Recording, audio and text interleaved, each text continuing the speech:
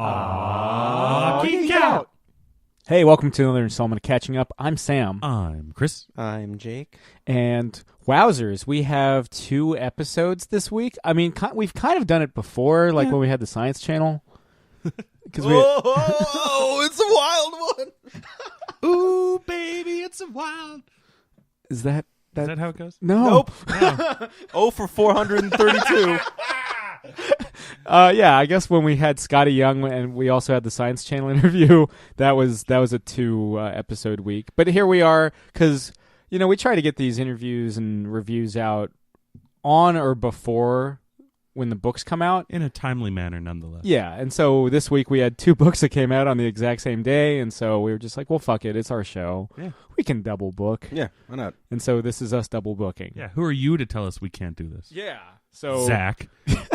You may have seen on Monday. Not Zach Kaplan. Zach, our friend. Yeah. Zach is it? Yeah, because we know Zach Kaplan listens. Yeah, and he's a tremendous person. Yeah. Anyway, so you may have seen a second review back on Monday for Scooter Girl by Chynna Clugston Flores, and surprise, she's back, and it's always so fun to have her on the show. Talking Britpop mod culture. We certainly touch on Blue Monday, but Scooter Girl is the focus here. So yeah, without much further ado, here's Chynna Clugston Flores.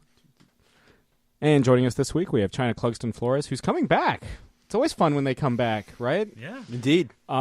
She's here talking about her Image Comics series Scooter Girl, which gets, the complete Star Wars special edition treatment, gets completely remastered and put out on February 15th, Wednesday. So if you're looking for a pick-me-up after Valentine's Day, or if you have a Valentine's Day present that you're maybe running a little late on, it's your chance. So, Chynna, thanks for coming on the show.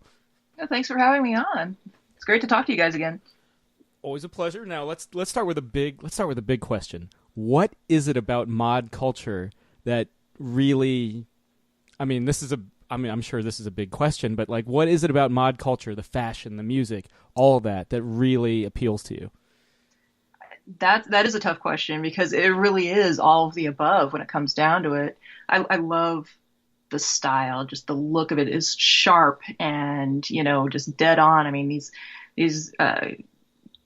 guys and girls, they would, go to tailors and have their stuff done just so, even if you buy vintage, I've done it myself. You would go and get it fitted so that it, was like a glove. And, the scooters that go along, all the accessories that you would accumulate, the music, the vinyl, and if you were, DJ'd, you're even, cooler. You're like a god, if you can dance, you're a god. It's fantastic. It's just the whole deal is great.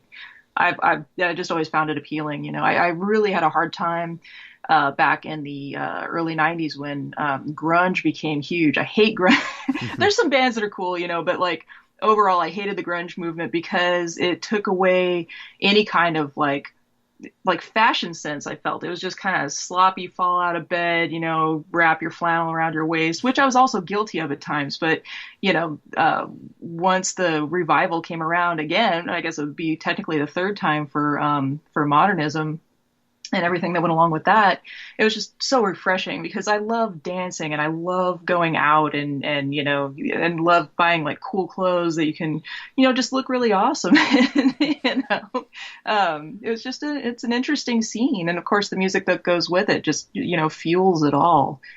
So I don't know. It's hard to explain.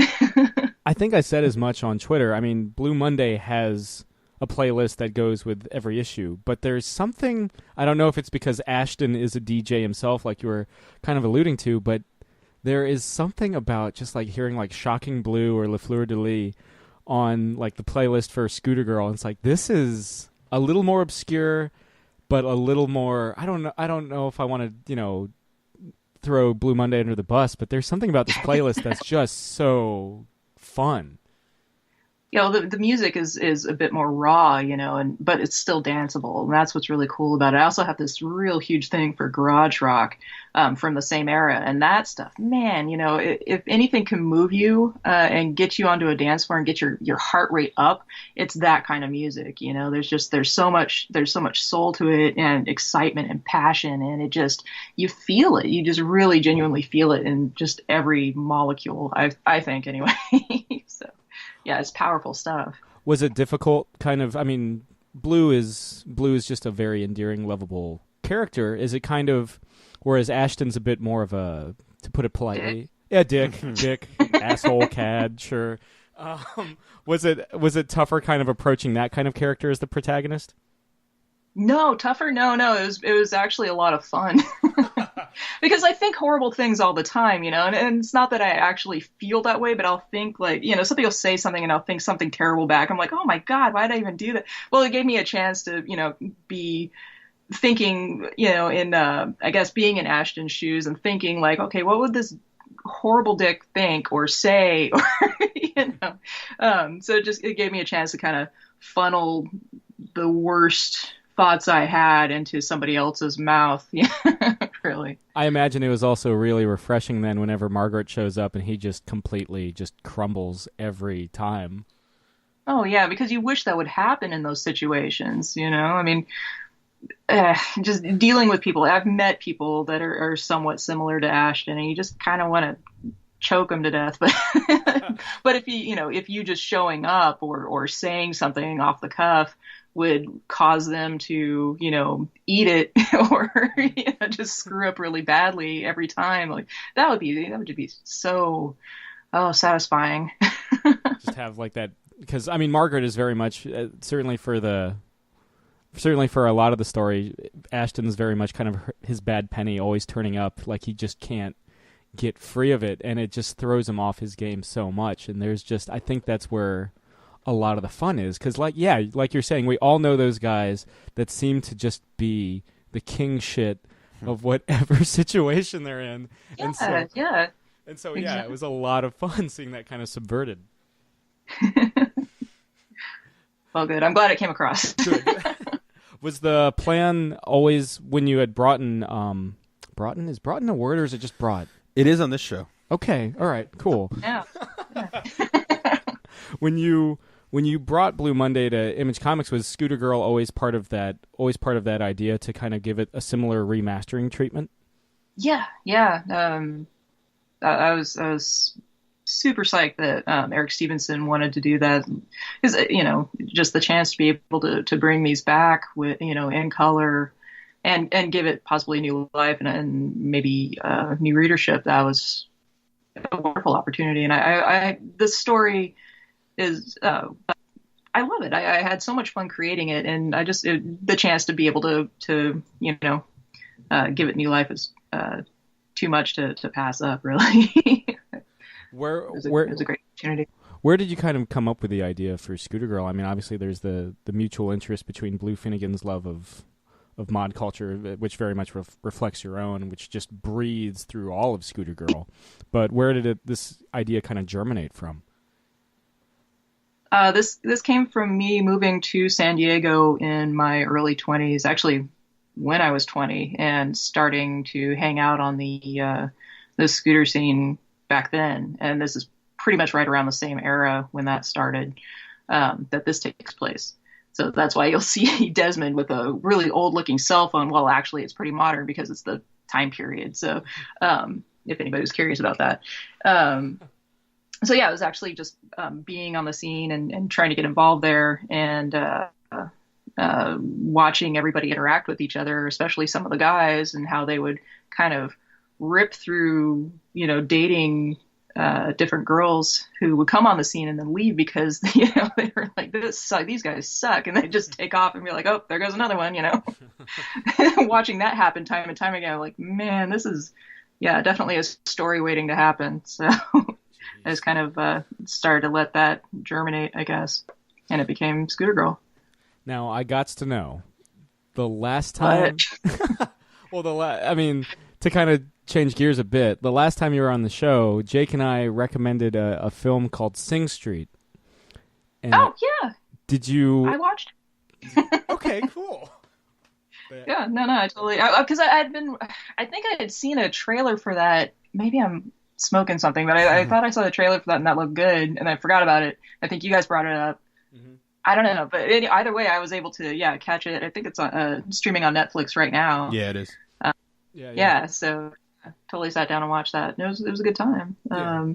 I thought it was really great. I think kind of though towards the end of the third act sort of dropped the ball a bit. But then it still ended up being a good show altogether. I really liked it. Yeah, I mean all the Duran Duran and kind of, I suppose, The Cure and a bit of Hall & Oates. Now that I'm thinking about it, Yeah, they squeak in there. They always find a way. voices will find a way. Yeah. Well, that's good. The funniest part was watching them change. Yeah, their musical style change with like whatever was popular at that moment. You know, like a couple months later, you know, it was say be like Culture Club or I'm just offhand. I don't even remember exactly which ones they were using, but yeah, going from style to style all of a sudden was pretty hilarious and definitely cringeworthy. Yeah, the haircut would change, and then a little eye makeup here, and a little, you know. Exactly. Yeah, I definitely rocked some Robert Smith. Like it was fantastic. Robert Smith, and Boy George, and back. That's right. Now, something else that's coming out. You've got the Gotham Academy Lumberjanes collection coming out March 7th. I was wondering, now that miniseries is in the bag, you know, how you kind of feel about it now that it's all done. It feels good to have it done. It was really a lot of work and definitely a lot of back and forth with editorial. It ended up being a really good experience, and then they're sweet people to work with. But yeah, like it wasn't. It looks easy. It's not easy. And it was, but it was a lot of fun, and I'm glad that it's collected and ready to roll out now, and hopefully people, you know, will pick it up and enjoy it. You know, especially since it's sort of a summer story. So, you know, it's coming out in, it's March, but, you know, warm weather's right around the corner. And I think it'd be something that'll be nice to have readily available in book form for once summer does roll around too. Yeah. I mean, given the climate change, I don't know if winter ever technically got a proper start. That's a good point. Yeah. We're getting a lot of rain, not so much winter. Yeah, I mean, we live in we're right outside D.C. I think we had like a 60-degree, and it's like still early February. Yeah. Tomorrow it's supposed to get up to almost 60. Oh boy. I'm not saying I need a white Christmas, but a little snow. I work at a school. It'd be cool to get a snow day. Snow days were nice when they happen, that's for sure. But I do feel with like Gotham Academy and Lumberjanes, I mean, that was very much a project where I think you were kind of serving two masters, and I think you pulled it off. I think you managed to respect both backgrounds, both story, you know, both source materials quite well, you know, throughout the entire 6-issue run. Thank you. No, that's really sweet. Thank you. That was the goal. I'm glad it came through.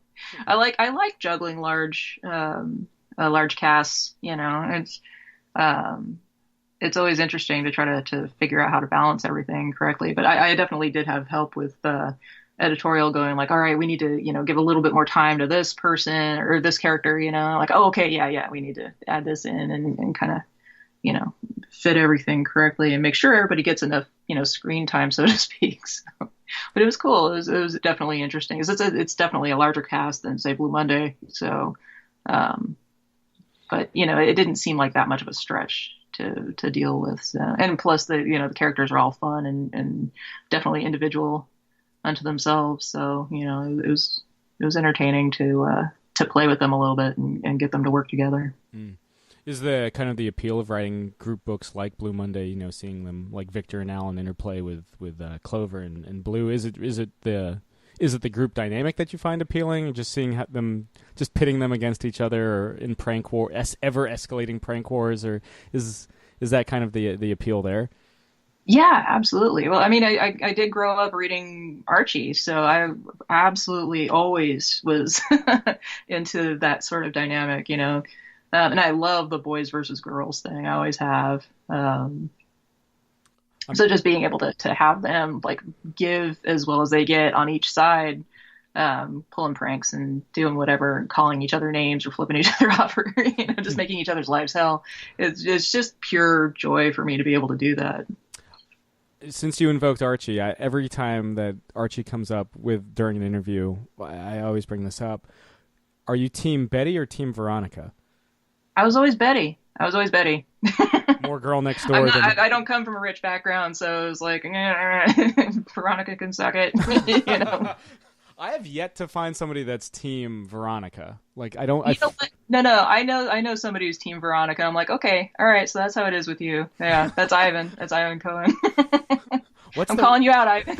Do you know what his rationale is? Because I don't see. I mean, What's Well, on the new series, I haven't gotten to watch Riverdale. On the new series, though, apparently Veronica's kind of rad. I don't know. I have yet to see for myself, so I don't know. I'm calling bull, but we'll see how it goes. I've watched the first episode, and in it, just within that episode, it seems like Betty and Veronica are more. Looks like they're going down the path of like being best friends versus enemies. So she is pretty rad. Again, only seen the first episode so far, but well, even a new Riverdale, They're like supposed to be frenemies, is what it is. So that's kind of weird that they'd be just besties. yeah. Their mutual love of Archie Andrews. And like everybody in America, why Archie Andrews? Why? Jughead's the Yeah. well in the TV show, he's ripped from helping his dad, construction company, so he's totally hot. well. I wish my dad had a construction. Archie or Jughead? Archie. Archie. I was going to say, I don't think Although Jughead is Cole Sprouse, of right, of the Sweet Life Of Zack and Cody? Yeah, if that does anything for anyone. Yes, for our 10-year-old Disney Channel fans, that'll be a huge bonus. Now, in the Archie universe, dude-wise, it was always about Reggie because he's such a dick, but he's also, kind of hot. Is there any influence there writing Ashton Archer? Actually, more along the lines of writing like Alan Walsh, but there's I would say there is some Reggie and Ashton as well. So, with Blue Monday, you're gonna continue the story. Was Scooter Girl always kind of conceived as just a more of a mini series, just kind of a more finite run? No, you know what? Originally, and I think Jamie Rich talks about this in his intro to Scooter Girl, I had suggested that it be an ongoing, but he's like, bitch, you got like Blue Monday and that's ongoing, so you need to try. He didn't quite say it like that, but that's pretty much what he was thinking, I'm sure. But no, he's like, here's the thing. You already have Blue Monday. That's ongoing. That's going to take forever. Scooter Girl, let's put this into a self-contained series. Let's do it in 6 issues. See if you can do that. And I'm like, oh, shit. Okay, so I'm going to go ahead and try to...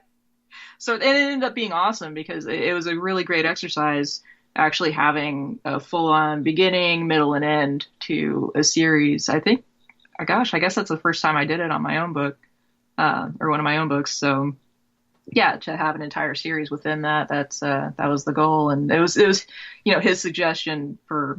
obvious reasons. How can I have 2 ongoing series without completely losing my mind or, never really getting anywhere with either of them? Yeah. Well, I think, and Jamie mentions as much in the intro too, that it was kind of like musically, it kind of felt like a side project. Like if Blue Monday was your main gig, I still feel like there's more to. I mean, even though. Well, I don't want to give the game away, but even though there is kind of an ending there, I feel like maybe like a millennial incarnation of the Archer family down the line, maybe a cousin, listening to the Killers and Franz Ferdinand instead of Rialto and the Jam. Yeah, or Ashton could always regress. Oh God, he could regress and go to Europe or something. I mean. I'm not saying that I pushed that around or anything, just throwing it up there. the Roman holiday of the Scooter Girl world. Yeah, I have oh God, I'm forgetting the name of the movie all of a sudden, but I'm having visions of Dudley Moore and Peter O'Toole. Oh shoot, was that 10? That wasn't 10. No. Bedazzled. Oh. Everyone in the room immediately thought of the Brendan Fraser remake. Oh yeah, with Elizabeth Hurley. I enjoyed it. It was not bad. It was better than the Alfie remake. I would go. Yeah, let's not talk about the Alfie remake. I love Jude, but come on.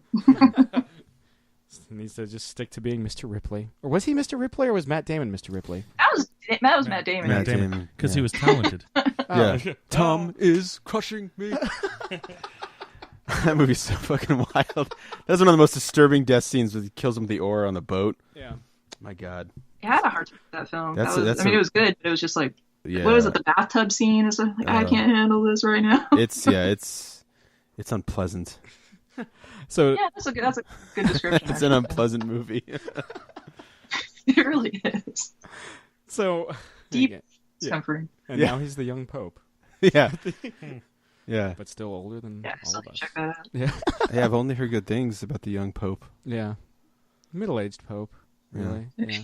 Well, young for a pope. Young for a pope. I Yeah, feel- in pope years, he's like a child. He's like a child. the infant The baby pope. It's like that Notorious B.I.G. album cover. Except he's like clergy now. Yeah. The big hat. So to change gears, No, let's just keep talking about baby pope. baby pope, but it has to be Jude Law still. Yes. Yeah. Yeah. And then of course, It's like the thing they did for Captain America, but they put Jude Law's head on like a baby body. I would watch it. Yeah. I would get that. Yeah. Get HBO now just to watch that. He could do it. And now he's the bad guy in the King Arthur movie. Oh, that whole movie's the bad guy, it looks like. Fair enough. All right. So to take it back, They're going to be started on King Arthur adaptations. we're very China. We have our things, our tangents. Anyway, That's fine. get our vices out of there. But This is entertaining. now, in terms of again, you're looking to continue Blue Monday and bring forth new stories into that world. How has it been? Kind of, I don't know if you've started writing the new volume of Blue Monday, but how has it been? Kind of revisiting. Is it like a time capsule? Is it like riding a bike? You just kind of jump back into it, or was there kind of a transition? No, it's definitely like writing like it's been absent for a while, but not to me. In my own head, I've been constantly thinking of stories and different scenes and random shit to go along with it. So it's always been there. And when people say, "Oh, it's great to have it coming back," I'm like, "Oh yeah, like to you guys, it is. It's not been around for a while, like oh dur. So actually, I've had half of it written for a long time, and I've been drawing a bunch of it, and actually I'm currently working on it right now, along with everything else that I'm doing. So yeah, definitely more like riding a bike, because it's always there. Getting back to drawing it, that was another story, because you've seen the difference between volume 1 and the more recent stuff. So it's quite a change. It kind of alters in style from series to series, or miniseries to miniseries. So it's interesting, even between the first issue of Thieves Like Us to the second and third. There's another bit of change, and hopefully it won't be too obvious and jarring, but it's still there. So that's an interesting aspect of it. It's constantly, I guess, hopefully evolving art-wise, but story-wise, it's what it's been. Hopefully a bit more spread out and not quite so jumbled as it was. Well, even like Thieves Like Us and Absolute Beginners, it didn't, because the art style is, the characters are growing too, so there's that element as well. Yeah, totally. So I always felt it was pretty smooth. But in terms, both Blue Monday and Scooter Girl have music plays a very strong role. I was wondering, have you ever cultivated those playlists and kind of like put them on something like, say, Spotify or something to that effect? I think you mentioned in the afterword or something, or in the supplemental material for the Scooter Girl collection, there was a mix CD. Yeah, I made a mix CD for friends and people that work with me, and just handed it out basically. So, yeah, I would do stuff like that. Spotify, I actually am under a different name on Spotify, so I'm not quite sure how to change it so that people can search for me and find the soundtracks. I do have them. I do have mixes of them, but I might need to make it like a new account or something and put those up. Also, I was thinking maybe even doing like a YouTube mix or something, so you have videos or whatever, or at least can go through it that way if you don't have a Spotify account. Yeah, I know Joe Harris had done something similar with Rock Stars, and Kyle Higgins had done a the Cowl sessions for Cowl, and I think he did something similar for Hadrian's Wall too. And I was like, well, if there's any book that this would just be perfect for it, again, because the music, I was with the benefit of this now that we live in the 21st century is that I would have like Spotify or Apple Music, because I'm an Apple Music kid. I would have that right there. And as I was going through the liner notes, I was like, oh, send me a postcard by Shocking Blue. Let's play that. Or, it was very... Isn't that nice to be able to do now? It's pretty freaking sweet. Yeah. That's the best. I remember the days of like when it was Mixtapes? well, yeah, but I mean like not that far back, but like he doesn't remember that. yeah. No high fidelity. Download here. from Napster or Yeah, but like going on to Not like musicboulevard.com to listen to like 30-second clips of the new Ace Frehley album, but you couldn't get it, you'd have to go to a Did you have a Columbia House subscription? no. Okay. No. But going, the fact that you could just hop on Spotify and Or now, like, you can just, like, I can ask my Alexa to pull up a song. Mm-hmm. Oh, no, now she thinks I'm talking to her. Cancel. cancel. The thing I always think about with like the mod culture and music, and I'd be curious to know what you think of this album. But for me, has always been Quadrophenia. The Who. that's just classic. Yeah, and that that's what brought it back from the '60s. Was that was the first revival. So yeah, it's a great album. Yeah, it's a great movie. the movie's wild too. It's but yeah, I always love it that like it's kind of Pete Townshend's little love letter to the mod culture and just little jabs here and there. I mean, the movie is like depressing as hell too, but it's good stuff. But yeah, but reading reading It's better reading than The Wall. The Wall. That's a whole. It's not just the Wall's really depressing. The Wall yeah, is. Quadrophenia at least has it's kind of a happy ending. It's Yeah. kind of. Except that he destroys that. Well, not to spoil it for anybody if they haven't seen it, but he destroys that beautiful scooter. Yeah, he does. It's a great visual though. But in terms of like unpleasant scale, like if the Talented Mr. Ripley is like in the middle, The Wall's like all the way at the bottom because that movie is like very Not Requiem unpleasant. for a Dream? Well, I won't go that far, but I wouldn't say Requiem for a Dream is a mod movie. yeah. Yes. I don't know. Have you seen Jared Leto's haircut in that film? Yes. But that was the first. That's the first thing that always comes to my mind with the mod scene is Jimmy the mod from Quadrophenia. Well, because there's always a guy that looks exactly like him There's in always a every Jimmy. scooter scene. There's always a guy that looks exactly like Jimmy. That's right. So if you had to do the time machine thing, I would assume it would be like Swinging London. I don't know. I might actually go back to the 80s instead. I'd go to London, but it might be the early 80s and the New Romantic era. But I would love to still see, swinging 60s. I mean, there's parts, I don't know, I've read bits where some people said it was actually not that exciting all the time. Who knows? I don't know. That there were still, clubs during the week too, as well as on the weekends. So, I'd check it out. If I could do both, that'd be fantastic. Stop by there for a little bit. And Yeah. then, Yeah, the DeLorean went to 1885 as well as 2015. Yeah. And then form some sort of alternate universe where Biff is president. But the all right, Chynna. Something we ask everybody that comes on the show, as you may recall, what are you currently geeking out over? Oh, yeah. Last time I think I told you guys it was Stranger Things. What am I geeking out about right now? Actually, that's a good question. I don't know if I am super geeking out on anything at the moment. Oh, no. just mod stuff. Scooter things. Zoot shoots. Yeah, it's always there though. I don't know if that counts, guys. Oh, is there? Yeah, I wouldn't say yeah. I'm trying to think of new stuff that's come out recently that I'm being a spaz about, and I'm totally blanking at the moment. What are you guys dorking out about? Oh God, when do we ever have that like turned around on us? That juju. Happened a couple times. Shoot. Maybe you'll jar something loose and I'll remember something. Well, for me, I'm a big professional wrestling fan, and we just had the Royal Rumble pay-per-view, which is technically what kickstarts WrestleMania season. It's like the playoffs for pro wrestling. So I'm kind of getting all in on that. Yeah, so that's where I'm geeking. Okay. All right. About the rest of y'all. Let's see. Well, Saturday was the 40th anniversary of Rumors, which is like one of the greatest albums of all time. So I've been listening to a lot of Fleetwood Mac. In terms of, I've also been listening to Muse. Just announced that they're going to do a summer tour.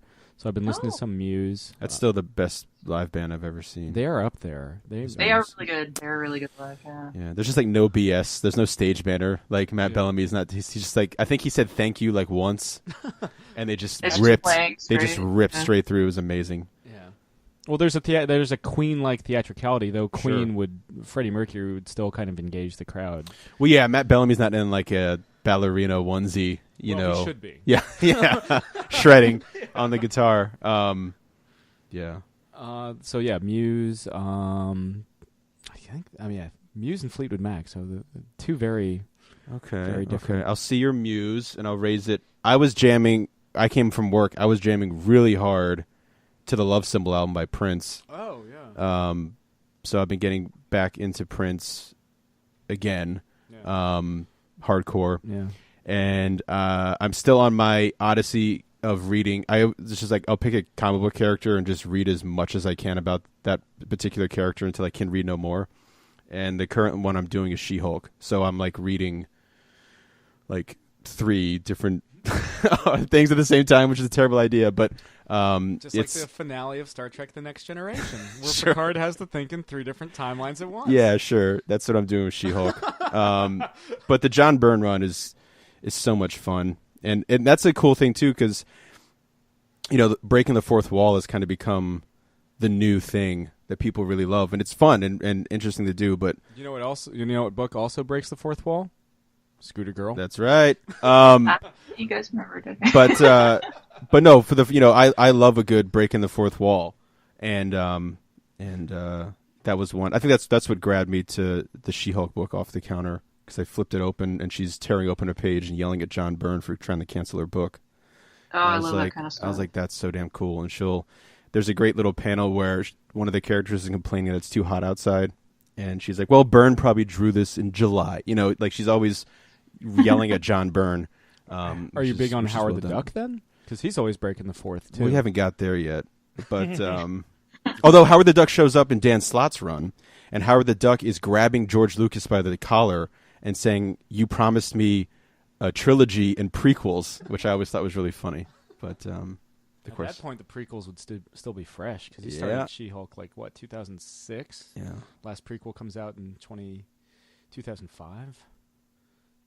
Unless you count Rogue One as a prequel. Nah, that's get too confusing. Even though it takes place before Star Wars. Yeah. That's too confusing.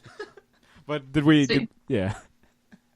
So you guys are talking about revisiting a bunch of stuff. So that did remind me of something. Adam Ant is on tour right now for Kings of the Wild Frontier, and hopefully, if everything goes well, I've got a ticket to go see him in San Diego on the 18th. So my fingers are crossed, everything's going to work out. And then also, we just passed the anniversary of the death of Lux Interior of the Cramps. So I've been watching a lot of Cramps videos again, as usual. I mean, they're one of my top bands of all time anyway, but, you know, I've been watching a lot of videos of Lux and Ivy and interviews with them from, you know, the early 90s and stuff. So that's been kind of nice to revisit that stuff as well. But so I guess as far as geeking out goes, that's what I've been geeking out on this week. Were you, for someone that was kind of like the poster boy of glam and you know, eventually diversified into dance into the 80s, were you big on Bowie, since we're not too far after the anniversary of his death as well? Yeah, I do love Bowie. I was raised listening to Bowie, but even more so Brian Ferry, who is thankfully still with us. But so Roxy Music and Brian Ferry, and then Bowie, they were definitely, you know, bands that I was raised listening to, and I loved it. I love both of them. So yeah, hopefully I'll get to see. I never got to see Bowie play, unfortunately, and he's one of the two, of the celebrities that have passed away, especially with as many as there were last year and stuff, you know. But over time, the only two I've ever actually blubbered over was Lux Interior and David Bowie. Is there a favorite Bowie period for you? Is it, you know, I think everybody kind of gloms on Ziggy Stardust, but would that be it? Oh gosh, that's a tough one too. Huh. I guess so, because I mean, it was a great era. It Yeah. really was. I Yeah. didn't like Let's Dance that much, but I still liked him during the 80s as well. I mean, Um, in retrospect, he didn't like himself during that era either. He was like, I started to make music for the fans and not music for myself anymore. oh, well, that would make sense. Although Blue Jean's one of my favorite that he ever did. So, but yeah, I guess it would be Ziggy. Zicky's pretty good. I mean, It's pretty awesome. in terms of glam, Jake and I always have the debate. I'm always like Team New York Dolls, and he's always Team T-Rex, and never the twain shall meet. T-Rex. So Mark good. Bolan, sure. Oh yeah. Yeah. I mean, I'm not knocking T-Rex. Sure. 20th Century Boy, awesome. Great.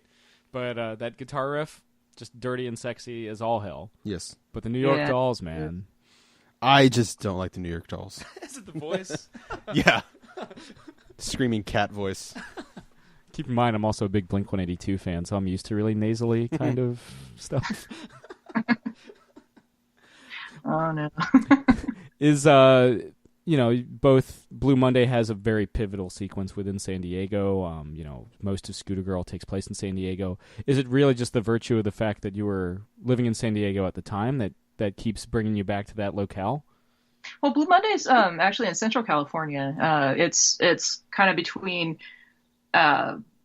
Fresno and Yosemite National Park, where there's a small community. There's a mountain community up there, which I actually transferred to from Fresno when I was 14 to go to high school when I went to go live with my father. So it's kind of a mix between Fresno and an area called Oakhurst and Coarse Gold, California. But also because I started actually drawing the comic itself when I had just moved to San Diego, then there's also a little bit of Pacific Beach in there, which I was living at the time. So you see like the strip of Pacific Beach, nothing like that really existed in the Fresno area except for the Tower District. And Tower District is where I was basically born and raised until I moved up to the mountains. So it's just kind of like a mix of all these things. And, we call Fresno Fresburger, which is what we grew up calling Fresno, kind of almost, I wouldn't say it was a derogatory term for Fresno, but we still, we're kind of like, Fresburger, but we live here and nobody else can make fun of it, because, you have to live here to be able to make fun of it. Otherwise we're going to kick your ass and, all that kind of stuff. Anyway. But so it's kind of a bit of a mix, but now it's becoming more of what it was. I'm trying to make it a little bit more exact in certain ways. Of course, there's a bigger distance between Fresno and Oakhurst than I have in the book, just to speed up storytelling, so that they don't actually have to usually hitchhike to get here or there, although they do end up hitchhiking with Shriners in the first series, but that's another story. Anyway, kind of went off on a tangent, I think, didn't I? Did I answer your question? I mean, certainly about like Central California, but in terms of like the San Diego setting for like Scooter Girl, like you were saying, that's mainly because you were living there at the time, right?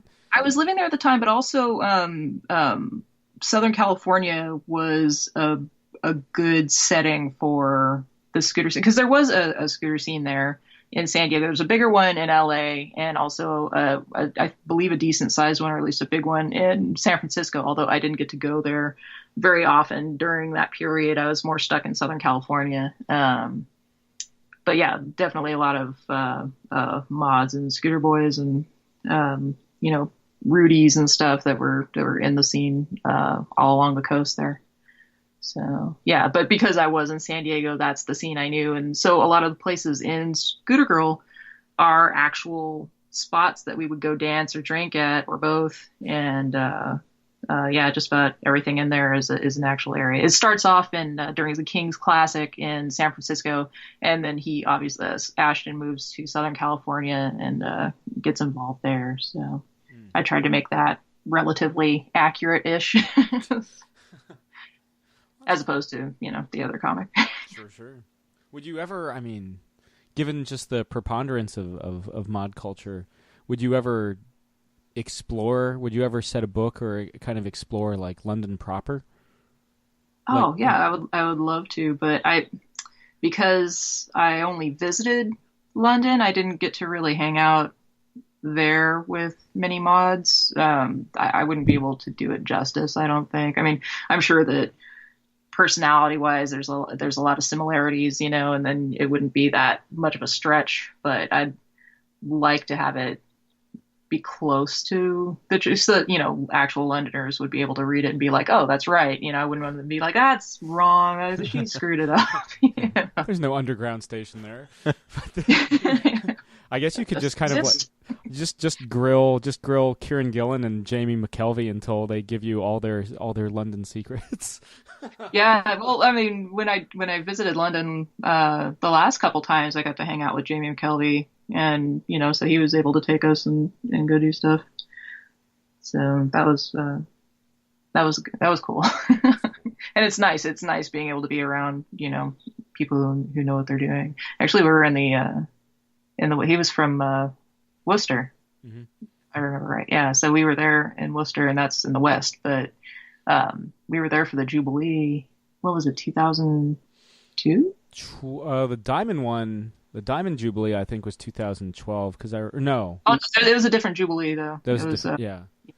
I'm thinking the Summer Olympics. Sorry, because I just remember James Bond showing up and hanging out with the Queen, like literally like Daniel Craig as James Bond. I was like, what's going? Speaking of the Olympics in London, did you see that opener that had like all the scooters and stuff? That was amazing. It was. It had the taxis, and it had like an army of Mary Poppins taking out Voldemort, who was like kaiju sized. It was like all of my like British Anglo dreams coming true at once. And yet, no Captain Britain. What do we have to do to get Captain Britain some love around? You got the Pet Shop Boys, and that was amazing. What are you talking about? That's my goal is to like, if I ever was able to like convince Marvel or something to be like to send me to Britain or Wait, to London. Your dream is to get Marvel to send you. Yeah, so London. Same kind of thing that China's talking about. So like I learn about it so much that someone from there can read it and be like, this guy is a proper Brit. This guy gets it. Yeah. He gets us. I mean, that's the worst thing. You don't want to screw up like a story that takes place in another area. And it's like, well, I've visited, but I haven't lived there, so I don't know all the ins and outs, and I don't want to jack it up. Yeah, because you can tell when an American writes Captain Britain because every other word is like bloody. Yeah, and that's not, I mean, I screw stuff up all the time too, and I hate it when I do because I'm like, I know this isn't quite right, and I try to ask around. Sometimes I get misinformation and I'll still screw it up, but I put an effort in. Hey, that's all that matters in the end. Yeah, it's an honest effort. That's right. So, Chynna, is there anything else you'd like to plug while we got you on the show? Oh yeah, well, I mean, you guys, thank you, by the way. You got, we got Scooter Girl, we got Lumberjanes Gotham Academy coming up. I just last week had a backup story that I drew in Shade the Changing Girl, which was a hell of a lot of fun to do. It's kind of a take on I Love Lucy. You got to check it out. The whole series is fantastic, by the way. If you have not checked it out, pick up Shade the Changing Girl. It's a fantastic book. How has it been working with the whole young animal thing? I think now that you mention it, you may be the first creator we've had that has, worked for that line. Well, my interaction's been minimal. I would absolutely love to do more, but so I mean, honestly, all I've done is the one cover I did for Shade the Changing Girl, and then the backup in number 5 that just came out last Wednesday. So, but of course, I'm working with Jamie, so I'm working directly with Jamie, and I've had the chance to talk to some of the creators and stuff, but at least a little bit, Cecil and Marley. So it's been obviously rather pleasant. Everybody's really cool, but like I said, I haven't had a chance to do much there, and would like to do more. Mm. Outside of continuing Blue Monday, is there any other creator-owned stuff that you kind of have percolating that you are willing to talk about?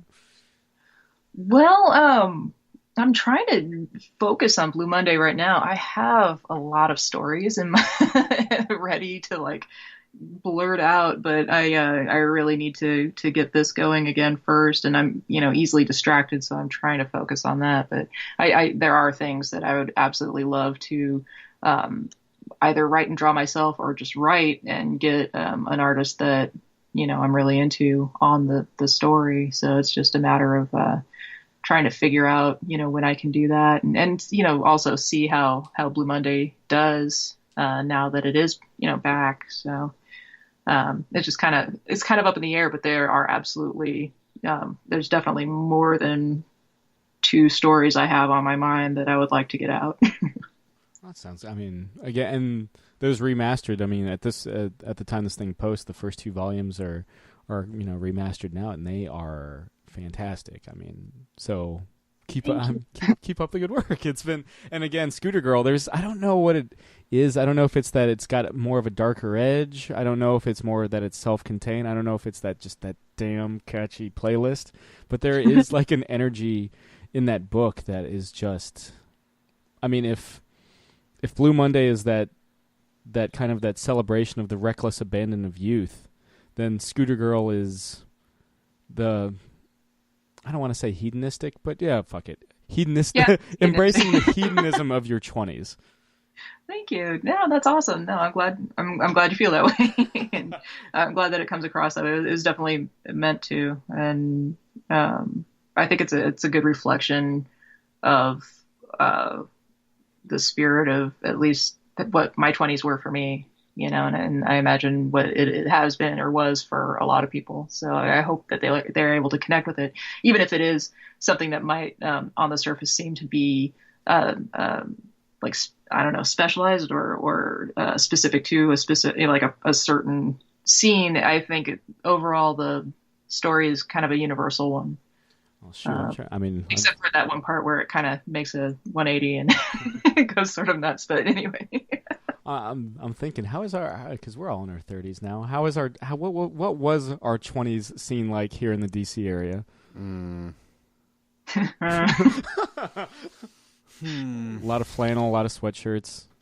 Yeah, I basically look like Luke Danes from Gilmore Girls for like 8 of those 10 years. So, well, that's cool because he looked like Luke Danes for 7 seasons in a revival. Yeah, I got him beat.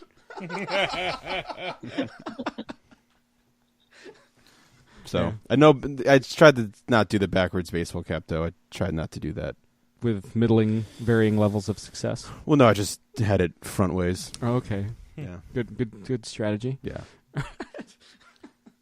But yeah. So again, the collection of Scooter Girl is out in comic shops everywhere on Wednesday, January 15th. Again, if you're looking for that perfect post-Valentine's Day come down, or if you need that late Valentine's Day present, because it's better late than never, maybe include some flowers with it, and chocolates. So go ahead and get that. And, of course, on Wednesday, March 7th, Gotham Academy Lumberjanes out in comic book shops everywhere. And keep an eye out for future volumes of Blue Monday.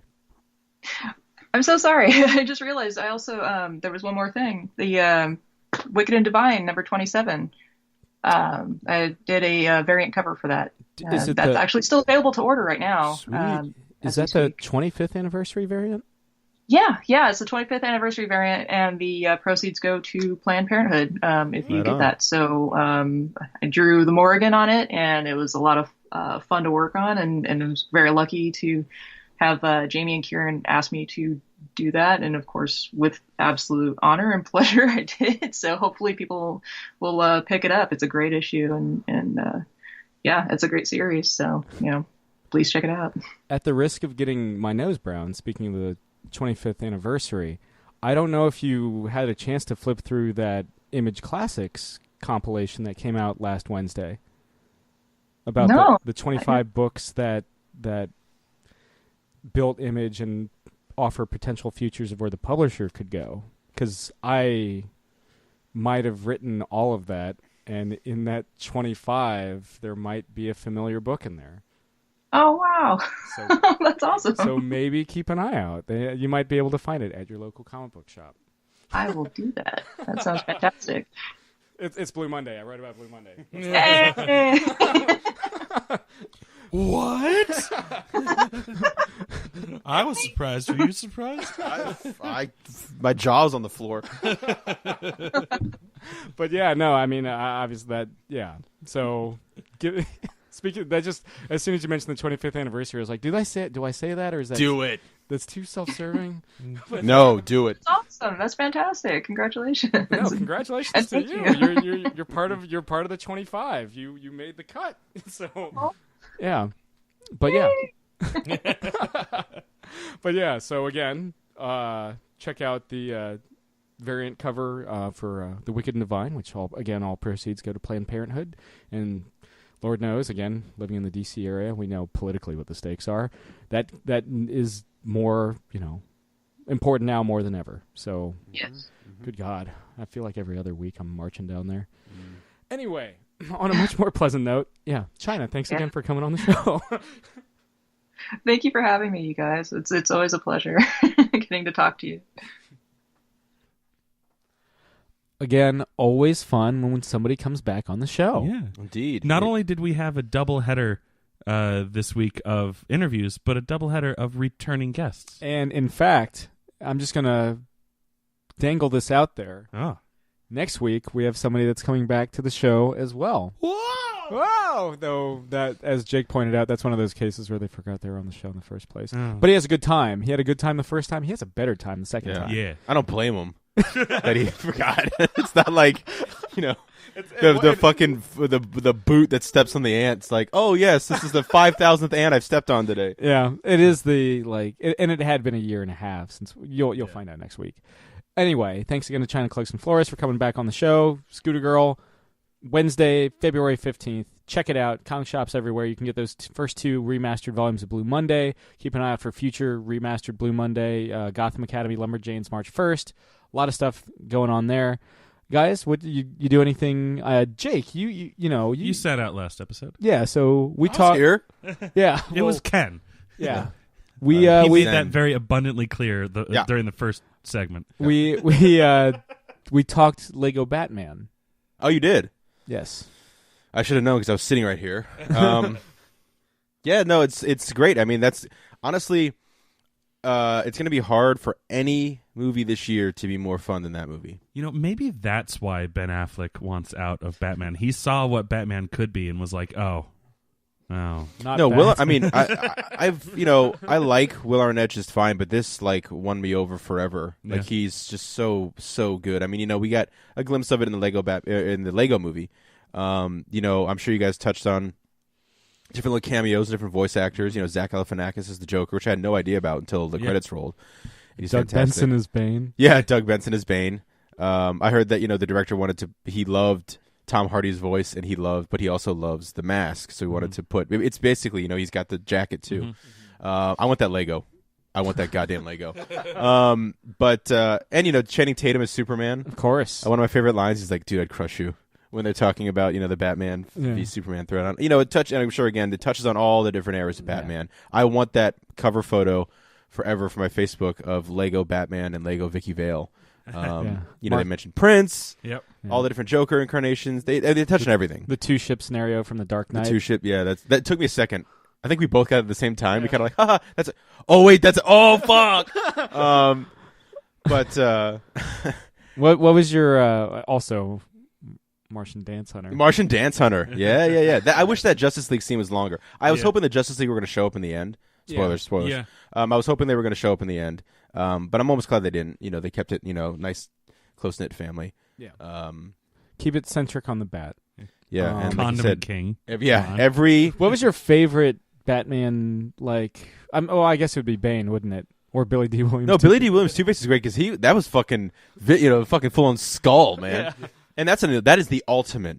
There will never be... Excuse me. There can never be a better Batman 89 reference than the fact that they finally made him Two-Face. Which is fantastic.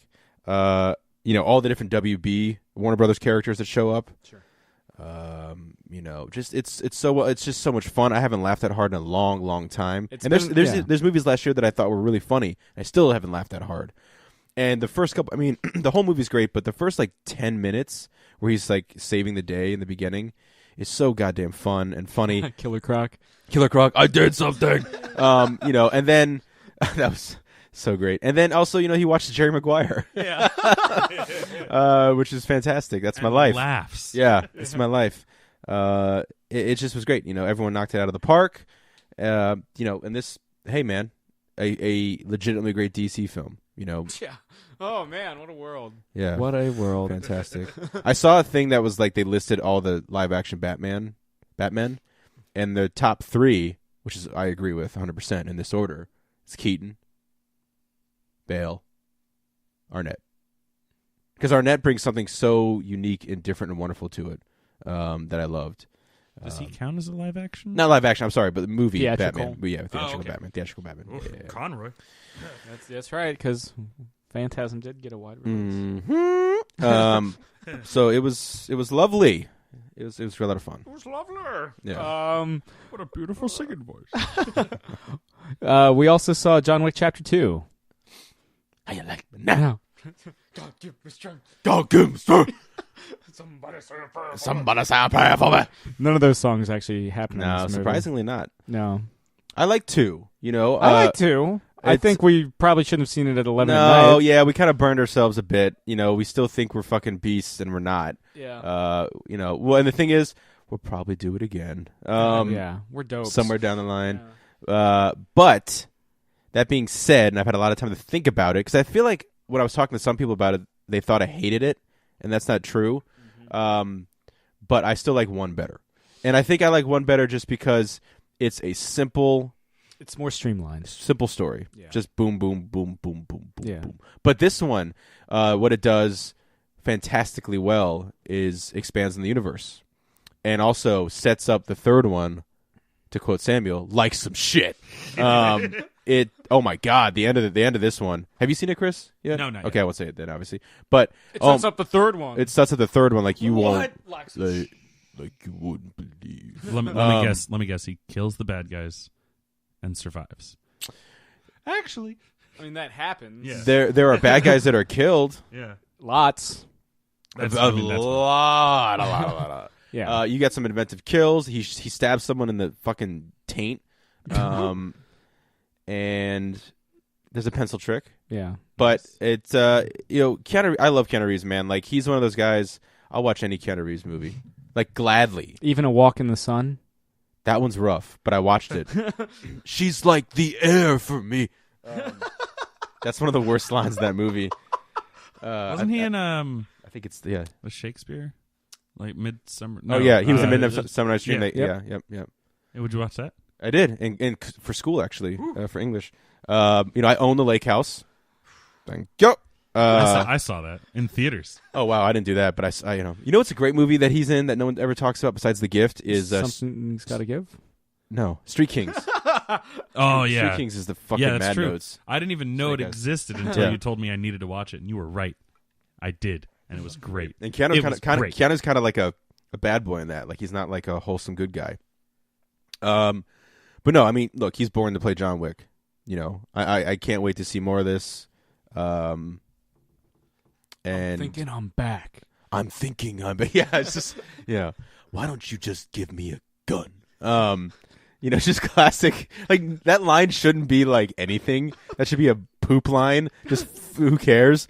But he's just in his staccatoed way of talking is so great. It's so great. Working some things out. Yeah. That sounds like Nicolas Cage. I'm gonna hit you with my car, and you're gonna go flying. But there's some unresolved things from one that I totally forgot about that Yeah. get resolved very quickly in 2. Yeah. The boogeyman. Baba Yaga. Baba Yaga. I think John Wick Chapter 2 is darker, meaner, weirder than the first one. Yeah, I think it's a little more bloated than the first one, and there's no action sequence in 2 that tops the nightclub scene in 1, but there are some that come close. Yeah, I mean, they do And a there's lot. more action scenes in general. Yes, although my favorite scenes in this movie are not my favorite like overall, but there's one scene that I really, really love that I put up there with my favorites that has no shooting. There's one gunshot in it, and the whole dialogue because it starts to talk about the soul of John Wick and like where his mind's at. It's one of those movies that like this isn't a fault of the movie because it had to happen, but they're like, hey, you're done, but now we have to bring you back. You know what I mean? And so like they have to. That's kind of cheesy to get to do that. You know, they kind of just like, oh yeah, that's right. You have to be John Wick again. But like I said, I think a big hit of the first one was like, what is it, the Continental, like the hotel and stuff, and the way that they deal with things and different blood oaths and stuff, and that expands so much. So you get to see that. I could see comic books and all that kind of stuff coming from this. Well, you're in luck, Jake, because Dynamite just got the John Wick license. They did? Yeah. It's like the air for me. Another movie that I liked with him was called Henry's Crime, which is a sweet little film he did. Sure. But they don't know who's like writing or drawing or anything, or they literally just got the rights. The only reason I know about it is because they announced it in the back column for the latest issue of Felix Leiter. Oh, cool! I haven't read Felix Leiter, so that'd be nice to pop in to see that. So that's cool. Dynamite's got some good stuff, man. Dynamite and Boom, their licensed work is particularly Dynamite's good. I mean, Masks is what made me a huge fan of the Lone Ranger stuff, obviously. Sure. And the Green Hornet stuff, too. I think they've been killing it with all their James Bond books, which is impressive because they've got like 3 going right now. Hopefully this gets Felix Leiter more attention in the movies. Yeah. We haven't seen him since Quantum of Solace. He gets a passing reference, I think, in Spectre, but we don't actually see him. Yeah. And, you don't have to have, obviously, I'm not saying have Felix in every single movie, but so many great Bond moments and so many of my favorite things involve Felix, Sure. That the American counterpart. And not just because he's an American, but just to give him a buddy. You know? So. A sounding board. Mm-hmm. You guys getting anything interesting since last week? Well, I've been watching The People vs. O.J. Simpson on Netflix. Yeah? Dynamite. It's so good. Oh, fuck. I mean, it's one of those things where, like, when it came out, it was everywhere, like, the miniseries, of course, and the real trial. But I'm OJ. But it is phenomenal. Like, it is so good. It's Ryan Murphy, who I'll love forever for Nip Tuck, which I feel like it's funny because, like, when that show was coming out, I was like, man, this will be what he's remembered for. No. I mean, he's got, he did Glee, of course, and everything, American Horror Story. The guy's a freaking legend. But it's so good. The cast is astounding. Sarah Paulson, like, won everything. Like, they're probably just going to give her an Oscar, even though you can't. They should just do it anyway. Because here, have a Tony. Yeah, there's a scene in particular, infamously, I guess, with Marcia Clark, the lead prosecutor. Her hairstyles were kind of like for some reason, during the trial of the century, were a headline. And there's a scene where she does her like second shorter, kind of like someone refers to it as Rick James haircut. Everyone knows what I'm talking about. And she does the scene so heartbreakingly, like it'll bring you to tears because she kind of walks in, and she kind of has this like walk like it's the new me. Yeah, she's really confident. She's really confident, and she walks in, and Cuba Gooding Jr., who plays OJ, has this really like, it feels weird to say funny moment because it's OJ Simpson, but like he turns and looks at her almost like, what? Like this kind of look he gives, and then he sits down, and the judge is like, welcome, Marcia, I think. And then you see in like 30 seconds her face drop, and she realizes everyone's looking at her because they hate her hair, and she tries to compose herself, and she is like, does that thing where like her eyes well up, and she has to like somehow compose herself to go actually start the day now. And it cuts to the scenes of like, her hair, guilty, all the headlines and all the terrible shit she went through. But she's so strong. I mean, her performance is astounding. I really like John Travolta as Robert Shapiro. Yeah. And David Schwimmer is like surprisingly like the moral kind of center of it as Robert Kardashian. He has a really great scene. Of course, they throw in the Kardashian kids in there, I think, to capitalize on the fact that it's the Kardashians. Yeah. And so there's a couple scenes where like you see young Kim and Khloe like running around and stuff. But there's a scene, another beautifully and well done scene is where, Robert Kardashian was not a nobody, but he wasn't a celebrity before that trial. And he goes to like some diner place. It's not a big Ritz-Carlton thing for like Father's Day. Yeah. And a kind of reoccurring gag for like an episode or two is no one can remember his last name. They keep calling him by the wrong name. They're like Carbaz, and so he's with the kids, little Robert Kardashian and Kim and Khloe and stuff. And he asks for a table because it's really backed up, and the waitress goes, "Oh my God, you're Robert Carbaz, blah, blah, blah. You don't have to wait. come sit with us come right now. And, the kids are like, oh my God, we don't have to wait. Our dad's famous.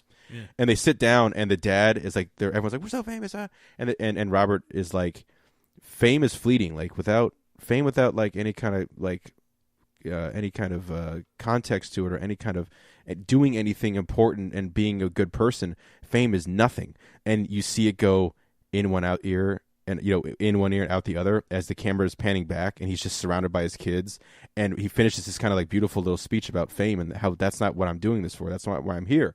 And as soon as the speech is over, I think Kim or Chloe hears a song. She's like, oh my God, I love this song on the radio. And you just see them zoom out and, kind of like a foreshadowing thing. Probably a scene that never happened in real life, but just this kind of like thing that you could put in the context. And I don't know, it's something that we all, can remember. We're not that too young to remember the O.J. Simpson trial, definitely remember watching the Bronco chase on TV. And, of course, yeah. And my dad, I remember talking to him about it recently, and he was like, "Look, I'm, before knowing what happened, like he's watching that, like he loved O.J. Simpson. That was one of his favorite football players." Yeah, I remember before the murder trial and all that, like loving his performance in the first Naked Gun film. Yeah, and the fact that he wasn't cast as the Terminator because they said they wouldn't believe him as a killer, and which is kind of insane, but and. I don't know. Yeah, could you imagine if he was like in that movie now? But I don't know. It's a fascinating miniseries. It's so well done, and it's crazy because like some people, like my sister, they don't know OJ pre-murder trial. They only know OJ as like the monster, and so like trying to put it in the context for people, it's like if like LeBron James or somebody of that magnitude, because like everybody loved OJ Simpson. And it's really crazy to think, people always talk about the downfall of an athlete, like, oh, like Lance Armstrong or Tiger Woods. No, they got nothing on O.J. Simpson, And, his thing was all about the ego. He probably loved every second of that trial because he was the most famous person in the world. So, but yeah, I'm also Made in America is the like 8-hour miniseries as well, the documentary that I want to watch after that. It's up for an Oscar. So, 20 years on, it's still the most like, one of the most fascinating cases in history. Yeah. Well, I mean, it's the birthplace of like sensational. Yeah, and celebrity courtroom. Celebrity lawyers. All of those. Johnny Cochran. I mean, oh my God, the guy who plays Johnny Cochran is astounding. Yeah. They're all fantastic in it. And it was one of the first major trials to use DNA evidence. Mm-hmm. Although it seemed to go over a lot of people's heads. Yes, there's that scene where they're trying to explain, and they're like, "What the fuck is this?" And and that scene is one of the big reasons why OJ was ultimately able to get off, is because the prosecution, depended a lot on the DNA. Well, it's one of those things where like they had so much That's evidence. True. There was, and it slowly started whittling away, where they got backed in the corner where DNA was the last bastion of hope because the glove was a huge mistake. Yeah, or I just got to that episode. The LAPD in general. Mark Furman. Yeah. Yeah. I mean, man, it just Johnny Cochran was a fucking genius, like just playing everybody. Yeah. Oh my God, it's fascinating. Like I said, it's one of those things where you have to keep reminding yourself, did this actually happen? My sister started watching it. She sent me a text. She's like, "Did this really happen like this? Was he really in the backseat of a Bronco with a gun to his head?" It's like, yeah, they fucking cut away from the NBA Finals for that.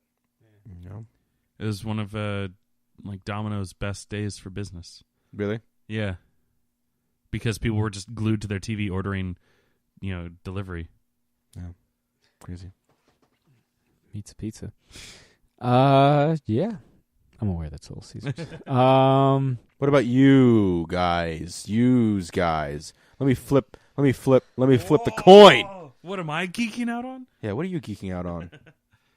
Shit. Yeah. I caught up. You can't be surprised. I caught up on Gilmore Girls. I have to watch the last episode of the revival, and then I'm caught up. Yeah. But I'm basically there.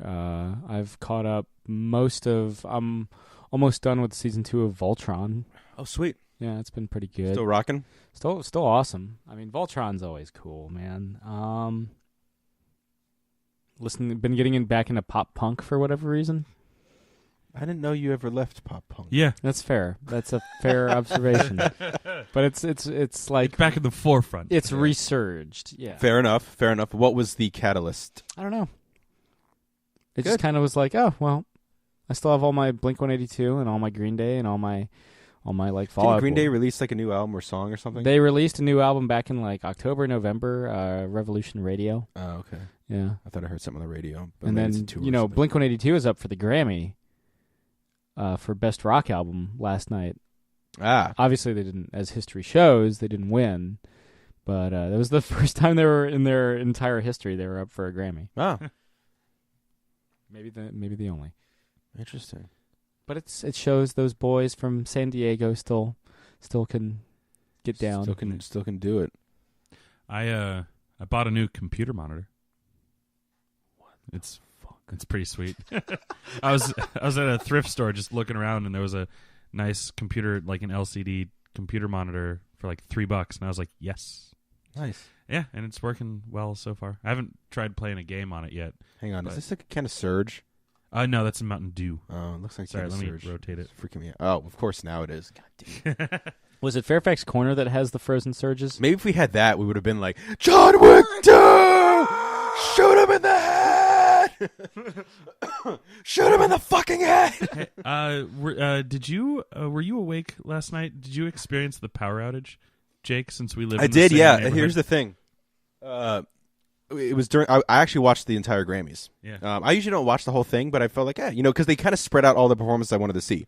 So they had The Weeknd and Daft Punk, rocking, and everyone said The Fortress of Solitude. That was fun. It was the most I've ever seen Gee-Man like fucking jam at the end. I want to be a star boy, star. Actually, they only kind of did a mix of that. But that was cool. And then they did Adele. Did some stuff that was pretty wild. She had that kind of crazy moment where she stopped the whole show and was like, fuck it, I'm not messing up again for George Michael this year, and restarted her song, and it was kind of like, whoa, punk rock. Kind of amazing, actually. And she, and then she's, won big. The Metallica Lady Gaga thing was not bad because of them, but they didn't turn James Hetfield's mic on, and he was fucking pissed. And so they did their best, Gaga, it was fun. It was kind of like a weird, I don't know why they necessarily did it. I guess Metallica was playing already, and the Super Bowl show was big, and they're like, fuck it. Well, Lady Gaga loves metal. Yeah, I mean, no, it sounded great. It was just, it was weird, and unfortunately, they didn't turn fucking James Hetfield's mic on. Also, they didn't introduce Metallica. They just did Lady Gaga. And it was Lady Gaga being featured on a Metallica song. They played Moth in the Flame. Moth into the Flame. Anyway, so yes, I'm watching that. I'm waiting to see who's going to win, Album of the Year, just Adele, and the power goes out, and I was like, "Fuck it, I'm going to bed." It was 11:30 or whatever, Yeah. and so I went upstairs, and I have a printer in my room, and because the printer is like kind of always on, like standby, when the power came back on hours later, in the middle of the night, the printer came on with it. It was like, and I was like in the bed going, "Just stop!" And I was like lying there, like I could have just woke up, like I could literally just done one of these. Off and back to sleep, and instead I just lay there going, turn off already. Kind of like that weird like irrational, like mid sleep thing. That's usually how I am with everything. And I just remember thinking, well, now I could charge my phone. Those are the two thoughts I had. So I'm surprised it wasn't longer, because those winds are nasty, man. Yeah, That's what woke me up this morning. Yeah, I was finishing and watching. There was wrestling pay-per-view that night as well, the Elimination Chamber, and I was watching it, and it had already finished because it went till about 11. So I was watching the post show with lovely Renee Young and Daniel Bryan, and like it was pretty much over. Like there was like 5 minutes left of it, and then the power goes out, and I'm sitting here like, oh, did I trip a circuit breaker or something like that? Went around the house. It was you. Yeah, it was me. Went around the house, saw that all the lights were off, poked my head outside. Oh, look at that. The entire neighborhood's dark. So I decided, I was like, all right, fine. I'm gonna go drive and hang out at the bar, because I know my lovely bar was still open for another 2 hours. Oh, yeah, because it was like 11:30. Yeah. So all of our neighborhood was like black. Oh, nice. Like got onto Braddock. Black everything. Yep. Got onto Braddock Road. Lights were out. Oh. Which was weird, because like right around there the power company changes. Like it's different from our city to Fairfax. Well, I remember there's been blackouts around here where like, certain houses are on, certain houses are off. Well, like, that was it's almost one- every other house sometimes. That was one kind of weird thing because there was like one little section of our neighborhood where the lights were still on, right there in front of the high school. Those lights were still on, but everything else was dark. And then like all of Braddock Road was dark until I got to like George Mason. Then it was lit up again. Oh wow. Yeah, I mean, you guys have been to my apartment before. It's Yeah. kind of got that courtyard thing. Mhm. It's like a natural wind tunnel. Oh It's fuck. like the entire like, my old my my complex turns 70 this year. Is built in 47. It's like old and brick and just like feeling the building kind of shake a bit. Like fuck. Yeah. So So we had a power outage. I ended up while I was driving. While I was driving up the road, it was trash day was today. Garbage day. Yeah. Just like That shit was flying all over the place, man. yeah. And like I was like there were cans in the middle of the road. I, being the civically minded individual I am, I kept like stopping my car and like at least moving the cans out of the middle of the road, trying to figure out which house they belonged to, so I could be like, here you go. You probably Have your trash inadvertently ruined everything. I probably did. Christmas. Ruined Christmas. 10 months early.